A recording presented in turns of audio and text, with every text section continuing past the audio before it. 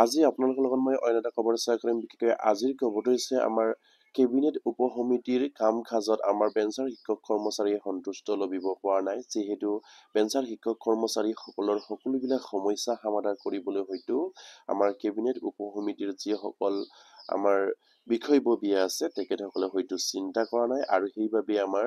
যিসকল বেঞ্চাৰ শিক্ষক কৰ্মচাৰী আছে তেখেতসকলে হতাশাত ভুগিছে। আৰু সেই বিষয়ে নিশ্চয়কৈ মই আপোনালোকৰ লগত শ্বেয়াৰ কৰিম। আপোনালোকে স্কিপ নকৰি সকলোৱে আমাৰ ভিডিঅ'টো চাই থাকিব, আৰু এতিয়ালৈকে যদি আমাৰ চেনেলটো ছাবস্ক্ৰাইব কৰে নাই কাইণ্ডলি ছাবস্ক্ৰাইব কৰি দিব। আৰু নিশ্চয় আপোনালোকে স্ক্ৰীনত প্ৰত্যক্ষ কৰিছে যে 2006 চনৰ 1 জানুৱাৰীৰ আগৰ শিক্ষানুষ্ঠান প্ৰাধিকৰণৰ প্ৰসংগত কেবিনেট উপসমিতিৰ কাম কাজত অসন্তুষ্টি শিক্ষক সন্থাৰ। আমাৰ যিহেতু কেবিনেট উপসমিতিৰ কাম কাজত আমাৰ অসন্তুষ্টি প্ৰকাশ কৰিছে আমাৰ বেঞ্চাৰ শিক্ষা অনুষ্ঠানত জড়িত আমাৰ শিক্ষক কৰ্মচাৰীসকলে, আৰু ইয়াত উল্লেখ কৰিছে যে ৰাজ্য চৰকাৰে 2006 চনৰ 1 জানুৱাৰীৰ পূৰ্বে স্থাপিত অফাৰিকিত শিক্ষানুষ্ঠানৰ প্ৰাধিকৰণৰ ক্ষেত্ৰত গঠন কৰা কেবিনেট উপসমিতিৰ কাম কাজক লৈ গভীৰ অসন্তুষ্টি প্ৰকাশ কৰিছে সদৌ অসম অফাৰিকিত শিক্ষক কৰ্মচাৰী সন্থাই। আৰু যিহেতু আমাৰ 2006 চনৰ 1 জানুৱাৰীৰ পূৰ্বে স্থাপিত অফাৰিকিত শিক্ষানুষ্ঠান প্ৰাধিকৰণৰ ক্ষেত্ৰত গঠন কৰা কেবিনেট উপসমিতিৰ কাম কাজত আমাৰ অসন্তুষ্টি প্ৰকাশ কৰাৰ কথা ইয়াত উল্লেখ কৰিছে, বিশেষকৈ সদৌ অসম অফাৰিকিত শিক্ষক কৰ্মচাৰী সন্থাই। আৰু আমাৰ অফাৰিকিত শিক্ষক কৰ্মচাৰী সন্থাই দিছপুৰ প্ৰেছ ক্লাবত আজি এখন সংবাদমেল সংস্থাৰ সভাপতি হৰমোহন বৰা আৰু প্ৰধান সম্পাদক সমৰজ্যোতি শইকীয়া আৰু প্ৰমুখ বিষয়ববীয়াসকলে শিক্ষানুষ্ঠান প্ৰাধিকৰণৰ সম্পৰ্কত শিক্ষামন্ত্ৰীৰ অধ্যক্ষতাত গঠিত কেবিনেট উপসমিতি সন্থাৰ নেতৃত্বত অন্ধকাৰ ৰাখি প্ৰাধিকৰণৰ বাবে প্ৰতিবেদন প্ৰস্তুত কৰা চক্ৰান্ত চলোৱা বুলি অভিযোগ কৰে। আৰু আমাৰ অফাৰিকিত শিক্ষক কৰ্মচাৰীসকলে আমাৰ উপসমিতিৰ যিসকল বিষয়ববী আছে, বিশেষকৈ আমাৰ শিক্ষামন্ত্ৰীৰ অধ্যক্ষতাত যিটো আমাৰ কেবিনেট উপসমিতি গঠন কৰিছে তেখেতসকলক দোষাৰোপ কৰি তেখেতসকলে ইয়াত উল্লেখ কৰিছে যে আমাৰ অফাৰিকিত শিক্ষক কৰ্মচাৰী সন্থাক অন্ধকাৰ ৰাখি তেখেতসকলে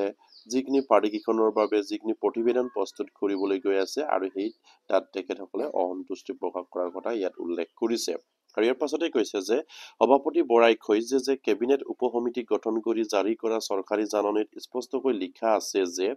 1-1-2006 আগৰ স্থাপিত অৱশিষ্ট অপাৰিকিত শিক্ষানুষ্ঠানসমূহ প্ৰয়োজন সাপেক্ষে আইন সংশোধন কৰি হলেও প্ৰাধিকৰণৰ আওতাত আনিব লাগে, আৰু সংশ্লিষ্ট শিক্ষানুষ্ঠানসমূহৰ লগত অৰ্থাৎ সন্থাৰ লগত আলোচনাৰ মাজেৰে এখন প্ৰতিবেদন প্ৰস্তুত কৰিবলৈ চৰকাৰে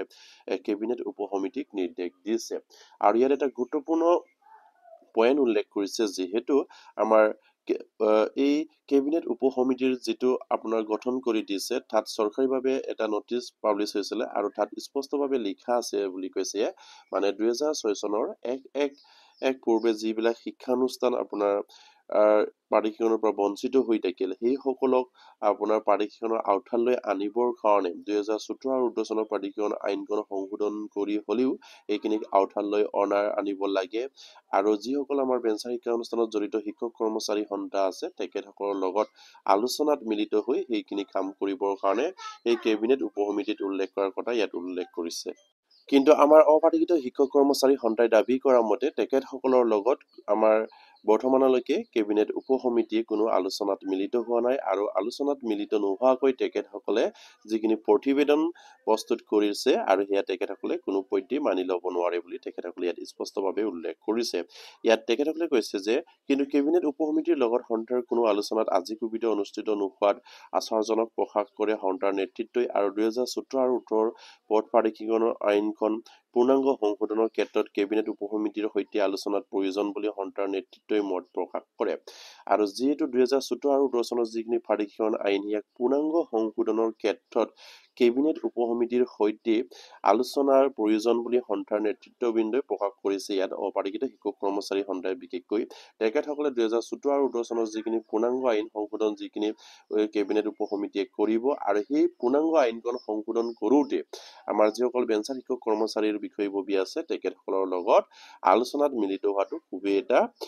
প্ৰয়োজন বুলি তেখেতসকলে ইয়াত উল্লেখ কৰিছে। আৰু ইয়াৰ পাছতে কৈছে যে আলোচনা নকৰাকৈ কেবিনেট উপসমিতিয়ে প্ৰতিবেদন প্ৰস্তুত কৰিলে প্ৰসংগৰ আগতীয়াকৈ অনুমতি অবিহনে বিধানসভা চলৌ কাৰ্যসূচী গ্ৰহণ কৰা হ'ব বুলি সন্থাই সকীয়াই দিয়ে। আৰু যিহেতু আপোনাৰ কেবিনেট উপসমিতিয়ে আমাৰ সন্থাৰ লগত যদি আলোচনা নকৰাকৈ তেখেতসকলে যদি প্ৰতিবেদন প্ৰস্তুত কৰে, আমাৰ ফাৰিকীকৰণ আইনৰ যিখিনি প্ৰতিবেদন প্ৰস্তুত কৰে, সেই আইনখন যদি তেখেতসকলৰ কাৰণে যদি কোনো বিসংগতি দেখা পায় তেখেতসকলে, তেনেহ'লে নিশ্চয়কৈ তেখেতসকলে হয়তো প্ৰশাসনৰ অনুমতি অবিহনে তেখেতসকলে বিধানসভাৰ চলৌ কাৰ্যসূচী হাতত লোৱাৰ কথা ঘোষণা কৰিছে। আৰু সেয়া অসমৰ চৰকাৰৰ শিক্ষামন্ত্ৰীগৰাকী বা কেবিনেট উপসমিতিয়ে নিশ্চয়কৈ সেইখিনি জনাটো খুবেই এটা প্ৰয়োজনীয়, কাৰণ যিহেতু আমাৰ বেঞ্চাৰ শিক্ষক কৰ্মচাৰী সন্থাৰ লগত তেখেতসকলে আলোচনাত মিলিত হ'ব লাগে, আৰু আলোচনাত মিলিত হৈ 2014 আৰু 2018 চনৰ যিখিনি ফাৰিকীকৰণ আইন আছে, সেই আইনৰ যিখিনি আখুৱা দূৰ কৰিলে আমাৰ শিক্ষকসকলৰ সকলোবিলাক সমস্যা সমাধান হয়, সেয়া তেখেতসকলে চেষ্টা কৰিব লাগে। কিন্তু সেয়া নকৰি তেখেতসকলে নিজাববীয়াকৈ যদি আকৌ ফাৰিকীকৰণ আইনখন যদি সংশোধনী কৰিবলৈ যায়, তেনেহ'লে নিশ্চয়কৈ আমাৰ দুৰ্ভাগ্য শিক্ষক কৰ্মচাৰীসকলে তেখেতসকলৰ ন্যায্যৰ পৰা হয়তো বহুতো শিক্ষক কৰ্মচাৰী বঞ্চিত হ'ব, আৰু সেয়ে তেখেতসকলে চিন্তা কৰিবলগীয়া হৈছে। আৰু সেইবাবে আমাৰ বেঞ্চাৰ শিক্ষক কৰ্মচাৰীসকলৰ সন্থাৰ স্পষ্ট কথা যে তেখেতসকলে ইয়াত উল্লেখ কৰিছে যে যেতিয়ালৈকে আপোনাৰ কেবিনেট উপসমিতিয়ে তেখেতসকলৰ লগত আলোচনাত মিলিত নোহোৱাকৈ যদি প্ৰতিবেদন প্ৰস্তুত কৰে, তেনেহ'লে তেখেতসকলে আপোনাৰ প্ৰশাসনৰ অনুমতি অবিহনে বা আগতীয়াকৈ তেখেতসকলে অনুমতি নোলোৱাকৈ আপোনাৰ বিধানসভা চলৌ কাৰ্যসূচী হাতত লোৱাৰ কথা ঘোষণা কৰিছে। আৰু সেয়ে কেবিনেট উপসমিতিয়ে তেখেতসকলৰ কথা চিন্তা কৰি আমাৰ যিসকল বেঞ্চাৰ শিক্ষক কৰ্মচাৰীসকল আছে তেখেতসকলৰ লগত আলোচনাত মিলিত হৈ 2014 আৰু 2018 চনৰ যিখিনি ফাৰিকীকৰণৰ আইন, সেইখিনি হয়তো তেখেতসকলৰ দৃষ্টিগোচৰত বা তেখেতসকলৰ যিখিনি সমস্যা বা যিখিনি আখুৱা সংশোধনীলৈ আনিলে আমাৰ সকলোবিলাক শিক্ষা অনুষ্ঠান পৰে বা সকলো শিক্ষা কৰ্মচাৰীক পূৰ্ণাংগ এজন শিক্ষক কৰ্মচাৰী হিচাপে নিযুক্তি প্ৰদান কৰিব পাৰে, সেইখিনি তেখেতসকলে দূৰ কৰি তেখেতসকলে এটা পূৰ্ণাংগ আইন সংশোধনী কৰিব লাগে। যিহেতু 2021 চনত অসম চৰকাৰে ফাৰিকীকৰণৰ নামত বহুতো শিক্ষক কৰ্মচাৰীসকলক তেখেতসকলৰ প্ৰাপ্যৰ পৰা বঞ্চিত ৰাখিছে বৰ্তমানলৈকে, কাৰণ তেখেতসকলক টিউটৰ হিচাপে সজাই ৰাখি তেখেতসকলক সামান্য এটা পৰিটোকি প্ৰদান কৰিছে, যিখিনি ফাৰিকীকৰণৰ নামত তেখেতসকলক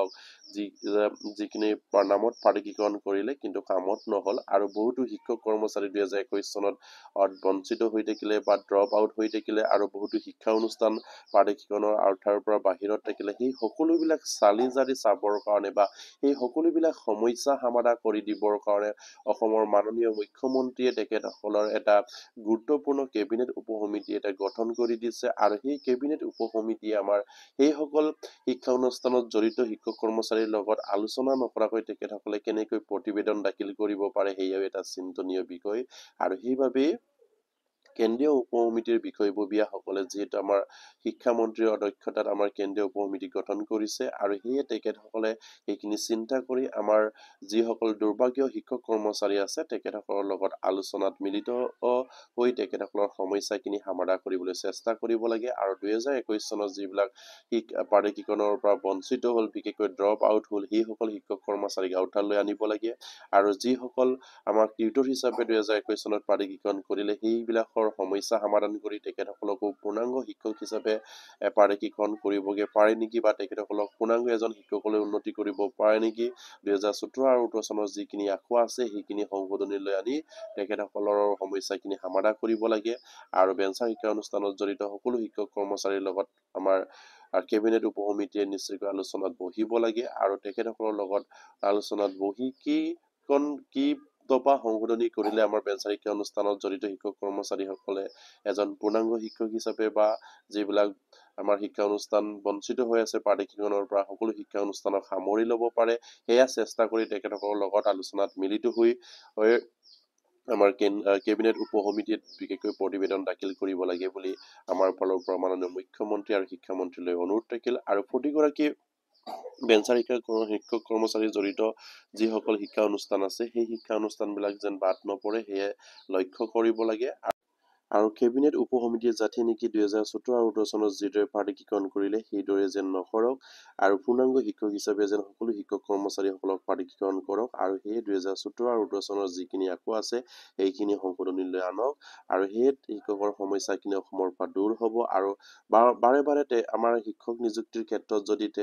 সেইসকল শিক্ষক কৰ্মচাৰীক যদি বঞ্চিত কৰে, বা সেইসকল শিক্ষক কৰ্মচাৰীক প্ৰাপ্যৰ পৰা যদি তেখেতসকলক পূৰ্ণাংগভাৱে তেখেতসকলক প্ৰাপ্য যদি নিদিয়ে, নিশ্চয়কৈ নিশ্চয়কৈ অসমৰ আমাৰ শিক্ষা বিভাগৰ যিখিনি সমস্যা বাগি থাকিব বা কোৱা হৈ থাকিব আৰু তেখেতসকলৰ যিখিনি সমস্যা সমাধান কৰিবৰ কাৰণে তেখেতসকলে হয়তো প্ৰতি বছৰে তেখেতসকলে আন্দোলনত নামিব লাগিব আৰু সেয়া যাতে নেকি ভৱিষ্যতে নহওক সেয়া চিন্তা কৰি আমাৰ কেবিনেট উপ সমিতিয়ে 2014 আৰু 2014 চনৰ যিখিনি পাৰ্টিকৰণ আইন এইখিনি 2013 চনৰ যিদৰে পাৰ্টিকৰণ কৰিছিলে ঠিক তেনেকৈ পাৰ্টিকৰণ কৰিব পৰাকৈ এইখিনি সংশোধনী লৈ আনিব লাগে আৰু সকলো শিক্ষক কৰ্মচাৰীৰ পেঞ্চাৰ শিক্ষক কৰ্মচাৰীৰ যিখিনি সমস্যা আছে সেই সমস্যাখিনি অসমৰ পৰা নাইকিয়া কৰিব লাগে বুলি মই ভাবো আৰু যিসকল টিউটৰ হিচাপে নিযুক্তি প্ৰদান কৰিলে এই সকলোকো কেবিনেট উপ সমিতিয়ে যাতে নেকি 2014 আৰু 2014 চনৰ পাৰ্টিকৰণ আইনখন সংশোধন কৰি 2013 চনৰ দৰে যিদৰে পাৰ্টিকৰণ কৰিলে ঠিক সেইমতে যেন কৰিব পাৰে সেয়া তেখেতসকলে চেষ্টা কৰিব লাগে আৰু সেইখিনি পূৰ্ণাংগভাৱে সংশোধনীলৈ আনিব লাগে তেতিয়া অসমৰ পৰা নিশ্চয়কৈ আমাৰ বেঞ্চাৰ শিক্ষা অনুষ্ঠানত জড়িত যিসকল শিক্ষক কৰ্মচাৰী আছে তেখেতসকলৰ ভৱিষ্যতে সমস্যা নাইকিয়া হ'ব আৰু যিসকল টিউটৰ হিচাপে নিযুক্তি প্ৰদান কৰিলে তেখেতসকলৰ হয়তো ভৱিষ্যতে কোনো সমস্যা নাথাকিব আৰু সেই চিন্তা কৰিও এই কেবিনেট উপ সমিতিয়ে সঠিক সিদ্ধান্ত লৈ 2014 আৰু 2014 চনৰ পাৰ্টিকৰণ আইনখন সংশোধন কৰি আমাৰ সকলো শিক্ষক কৰ্মচাৰীৰ সমস্যা সমাধানৰ পক্ষে তেখেতসকলে চিন্তা কৰি আমাৰ যিখিনি 2014-18 চনৰ যিখিনি আমাৰ পাৰ্টিকৰণ আইন সংশোধনী কৰিবলৈ গৈ আছে সেইখিনি সংশোধনীলৈ আনিব লাগে বুলি আমাৰ পৰা মাননীয় মুখ্যমন্ত্ৰী আৰু শিক্ষামন্ত্ৰীলৈ অনুৰোধ থাকিল আৰু প্ৰতিগৰাকী আমাৰ বেঞ্চাৰ শিক্ষা অনুষ্ঠানত জড়িত শিক্ষক কৰ্মচাৰীক এটা অনুৰোধ কৰি আপোনালোকে লাগি থাকক নিশ্চয় আপোনালোকৰ কামখিনি হ'ব আৰু আপোনালোকৰ যদি নহ'লে নিশ্চয়কৈ আপোনালোকৰ যিখিনি প্ৰতিবাদী আৰু সেই প্ৰতিবাদী কাৰ্যসূচী আপোনালোকে হয়তো ল'বই আৰু সেয়ে অসম চৰকাৰে সেয়াও চিন্তা কৰি হয়তো আপোনালোকৰ লগত আলোচনাত মিলিত হ'ব পাৰে সেয়া আপোনালোকে ধৈৰ্য ধৰক আৰু যিহেতু সময় সমাগত কিন্তু আপোনালোকে ইমান দিন ধৈৰ্য ধৰিলে আৰু সেয়েহে এই কথাও অসমৰ শিক্ষামন্ত্ৰীগৰাকীয়ে চিন্তা কৰি তেখেতসকলক অতি সোনকালে নিমন্ত্ৰণ কৰি আমাৰ বেঞ্চাৰ শিক্ষা অনুষ্ঠানত জড়িত শিক্ষক কৰ্মচাৰীৰ লগত আলোচনাত মিলিত হওক সেয়ে কামনা কৰিলো আৰু প্ৰতিগৰাকী শিক্ষক কৰ্মচাৰী যাতে নেকি এইখিনি খবৰ পাই আপোনালোকে শ্বেয়াৰ কৰি দিব আৰু এতিয়ালৈকে যদি আমাৰ চেনেলটো ছাবস্ক্ৰাইব কৰে কেনেকৈ ছাবস্ক্ৰাইব কৰি দিব নমস্কাৰ জয় আগম